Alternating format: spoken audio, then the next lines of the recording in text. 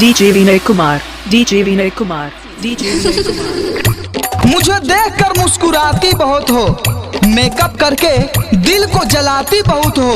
मन करता है डेट पे ले जाऊं तुमको, लेकिन हमने सुना है तुम खाती बहुत हो।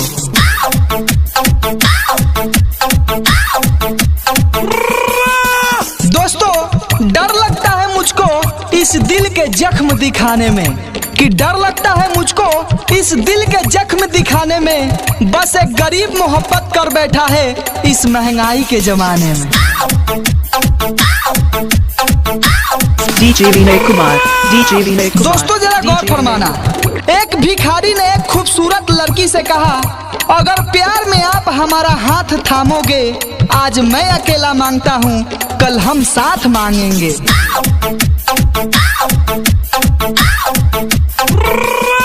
दोस्तों, ठेके की लाइन में सबसे आगे हम थे, कि ठेके की लाइन में सबसे आगे हम थे।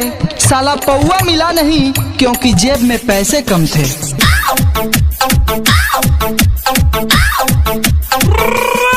अगर तू मेरे प्यार की फीलिंग से अनजान है, कि अगर तू प्यार की फीलिंग से अनजान है, तो तू उजरा चमन और नई शमशान है।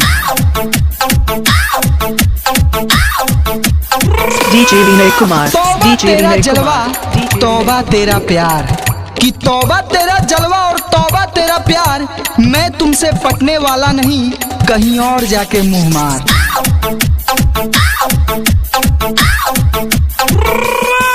दोस्तों, जरा गौर फरमाना।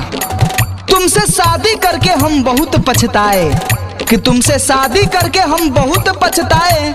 बर्तन मैं धोऊं और मजे से तू खाए।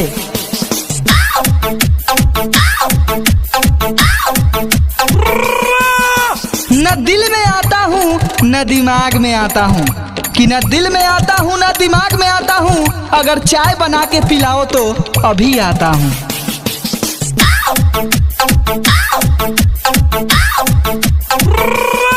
आज जो तुम गर्लफ्रेंड हो मेरी, जो खाओगी वो हमें खिलाओगी।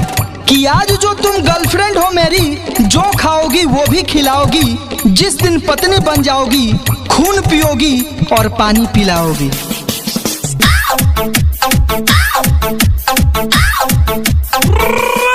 दोस्तों, क्या बताऊं, जरा गौर फरमाना। कि एक बार जो मैंने खटिया पकड़ ली, कि एक बार जो मैंने खटिया पकड़ ली, फिर तो मैं सुसु करने भी नहीं उठता हूँ।